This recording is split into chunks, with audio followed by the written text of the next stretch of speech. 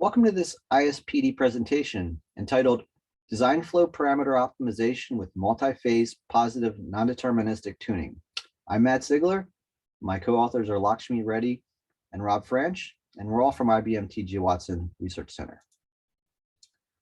Now, achieving aggressive PPA within the tight product schedules we see in the industry really pushes skilled designers to achieve better PPA than the tools can natively deliver. Design flow tuning is a key approach to optimizing our results. However, CAD tools can have hundreds of thousands of parameters, so it's a very complex and intricate design space.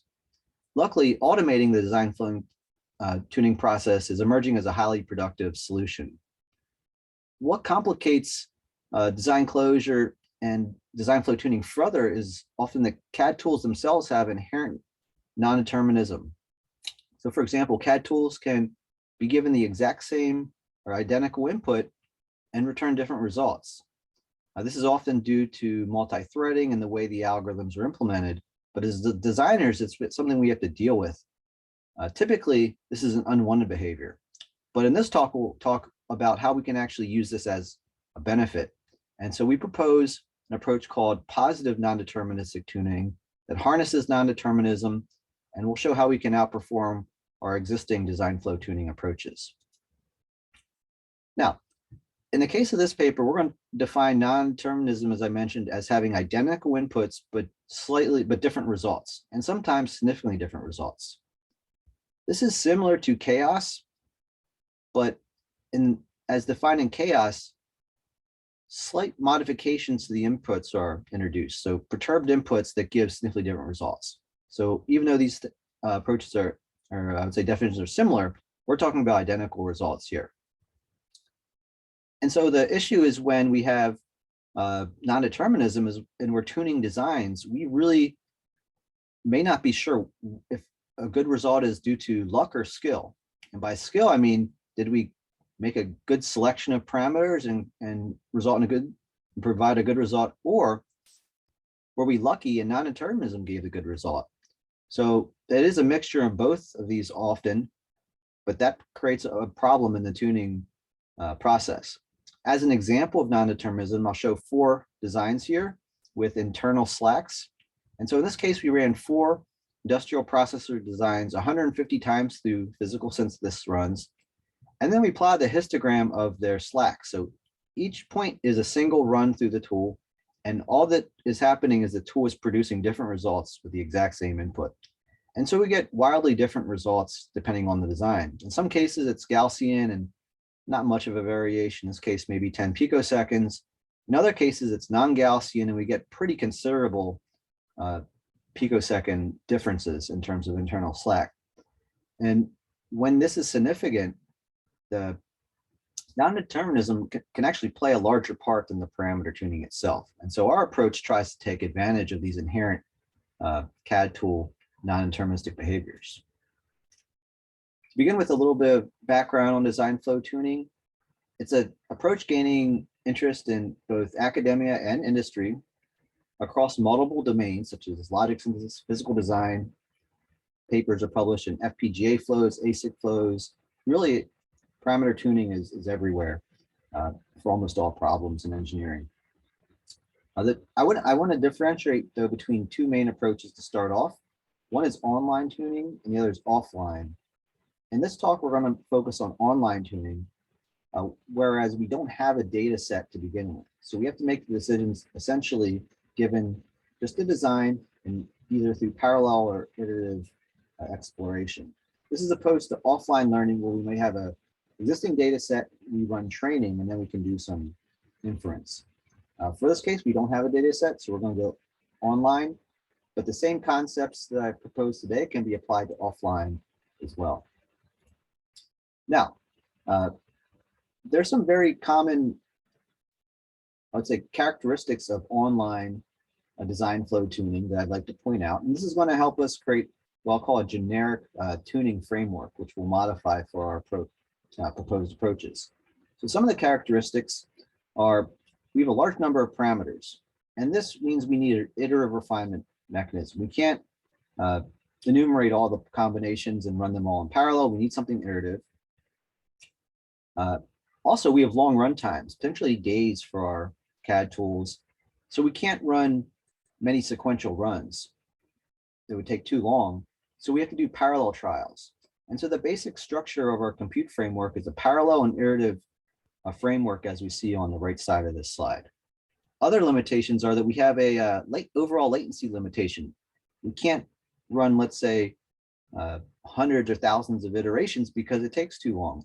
We're looking to do this in 5 or 10 iterations just to reduce the overall latency. Likewise, we work in a distributed compute environment, so we have to be failure of, like any trial can fail at any point. So overall algorithm is fault tolerant. But given this, we have a very, I'll call generic compute framework. And so that's what we're going to build upon for this technique.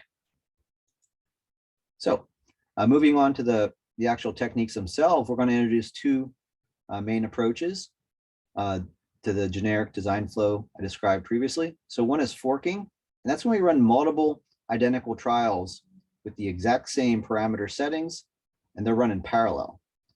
In this case, we're really relying on the non-determinism to create, you could say, a range of results. And the idea is that we can select the best one or the positive outlier if there happens to be one. Now, we do have limited compute resources, and it comes at the expense of trying unique parameter settings. So there's a trade-off between exploration and exploitation here, which is many times the case in parameter tuning. Likewise, if you have a chaotic system, not a pure non-deterministic system, you could emulate this by injecting the minor perturbations into the fork trials. The second approach is called multi-phase tuning. And in this case, we're going to run one pass of the flow or a portion of the flow, and then save intermediate results, which we'll call seeds, and then seed the next pass of the flow or phase of the flow using the seed. And now, in this case, we're going to build upon the positive non-determinism, and we can do this multiple times. However, we do have the challenge of latency. We can't run too many phases, or else the overall time per running the tuner becomes quite long. So what we're going to do is take these 2 techniques, and we're going to try to exploit non-determinism with a forking to elicit positive outliers. We're doing this at the same time as modifying parameters, as I'll describe. Then we're going to use the positive outliers as seeds to elicit further positive outliers in a multi-phase fashion. That's the underlying idea, to sum it up simply. Now, a little bit more detail about these approaches. P&T forking. What we're going to do is take the standard framework that I described. It's a parallel and iterative tuning framework. And we're going to try to modify this really as minimally as possible to make this technique generic, in that it doesn't rely on the underlying machine learning algorithm. The machine learning algorithm thinks it submits a single scenario, but we can intercept that and run multiple scenarios in parallel, as we call forking here, as we show on the right side. And then we can select the best solution and return that back to the machine learning algorithm. So in this case, really the forking is independent of the algorithm. You could also create a more sophisticated algorithm with really embedding the forking decision in the algorithm. But we try to be keep it simple here so that this is applicable to many approaches. So that's what we'll describe as forking. The next approach we'll call multi-phase tuning. In this case, we'll start with a single pass P&T run here, but we'll actually run multiple passes. And so instead of running one pass, we'll run what we call P&T phase 1, and we'll write out what we call a seed for the next phase. It could be a partial run through the flow, or it could be a complete run through the flow. And we'll talk about what the seeds are next. But the idea is we're going to write out a good solution. It could be a good solution due to a good parameter setting and or non-determinism or an outlier. So we have this good seed. We're going to feed that into the next phase, and then we're going to tune a different set of parameters for this phase, and also try to elicit even more positive outlying outliers due to non-determinism. So that's the idea of phase two, or two-phase PNT, or multi-phase. And then we can actually do this through more than two phases as well. But the idea is we run once, generate a seed, feed that back in as a starting point, and then run again. So I mentioned the proposed seeds. We have three different proposed seeds. One is, we'll call it checkpoint, and that saves a complete placement and sizing, or the entire CAD tool database, out at an intermediate step. For example, a good place is after clock tree synthesis. And then we'll go back in the second phase and load back the best solutions for the second phase.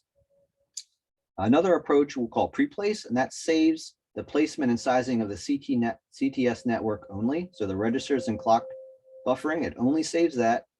And then it reboots that at the beginning of the flow and places all the standard cell gates and runs optimization. Finally, a third approach is attractions. And in this case, we're only saving out an attractions file for the registers.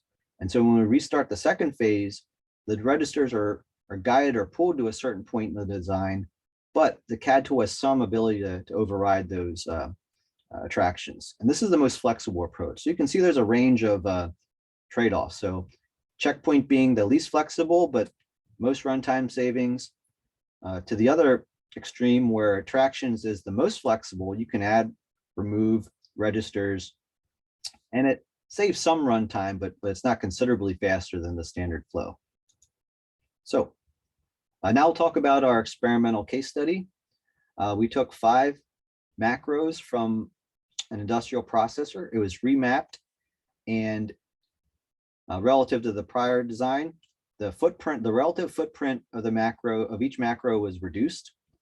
We took away the lowest VT device for power reduction reasons. And then we also selected only timing challenged macros. So all these macros are coming into the design timing challenge, or coming into this case study timing challenge. So we have to do better. On the upper right, I show the macro short names, a logic function, the gate counts, and the run times. Likewise, we select a set of metrics that we care about, and these are the metrics we're going to tune. And in particular, we're going to give weights to these for relative importances.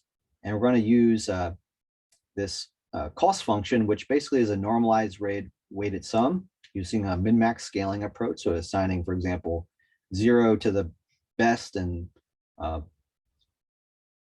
1 to the worst, or vice versa. But anyway, it's using a normalized weighted sum that basically takes a normalized value of the metric, multiplies by a weight, and sums up all the weighted sums. And then we're going to use this cost function both for within the flow, evaluating scenarios within a single flow, and then we're going to compare multiple flows. So the multiple flows are going to compare, we're going to look at these 6. The first one, it's just running the flow with default parameters, but we're going to run it 150 times for each macro. And in this case, we're going to see what the inherent CAD tool non-determinism produces. So this is really, if we're looking at skill and luck, this is only luck. The next approach, we're going to run it in a stable mode. In this case, we're going to get the same result every time, but within our tool flow, this incurs a higher runtime. And then the third approach is called STS, or this is Syntunsys. This is IBM's in-house design flow tuner. So this is a design flow tuner we've used for over 10 years on all IBM server processors for our design flow tuning. And so it's a good reference point of what design flow tuning using parameters alone gives you in a non-deterministic environment. Then for our comparison, we're going to look at the 3 PNT flows, the checkpoint, the pre-place, and the attractions. And we're going to set the fork count to 3 for each run. So we're going to cut the number of parameters for each phase by 1/3, and then we're going to run each scenario 3 times. The choice of 3 was really a design decision. I'll talk about later how really you could optimize this value and even optimize it per design. But this was at least a starting point for comparison. So in terms of the overall comparison, all PNT flows outperformed our prior flows. And in particular, the PNT attraction flow, if you look at the QOR, it performed overall the best. We'll note that the PNT pre-place flow had the best congestion result. you see here.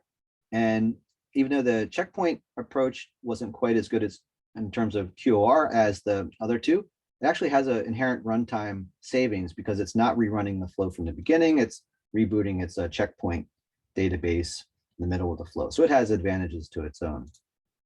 Now, another thing to note is that if we take the best scenario for the 5 flows here, we're not going to look at the stable flow in this case because it always gives the same result. But if we take the best scenario and we run it 50 times with the identical input, identical parameters per that scenario, we notice that our PNT 2 flows are less susceptible to run-to-run variation. So they provide a more stable result. And this is very good because it actually reduces the complexity when late in the design, when numbers and metrics are bouncing around. And this makes an intuitive sense actually because the seeds introduce some amount of repeatability and stability to the design. So you can think about this approach. We're going to try to really open up the non-determinism early part of the, say, PNT1, and then we're going to continue that through, let's say, PNT2. But then if we rerun the best solution of PNT2, it's going to be more stable at the end of the day. So these are two key results in the paper. Some additional results, which are I can preview if you read the full paper. We'll talk about the runtime and latency comparisons. We'll talk about when we add a third phase of the flow for really particularly difficult designs. There's a new approach called early PNT that can reduce the latency of the multi-phase approach.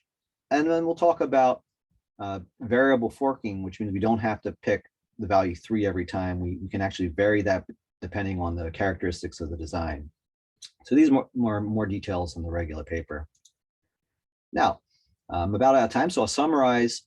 So design flow tuning in a non-deterministic CAD tool environment can be challenging, but as a solution, we presented what we call positive non-deterministic tuning, or PNT, and it leverages non-determinism and outperforms our existing industrial design flow tuning approach.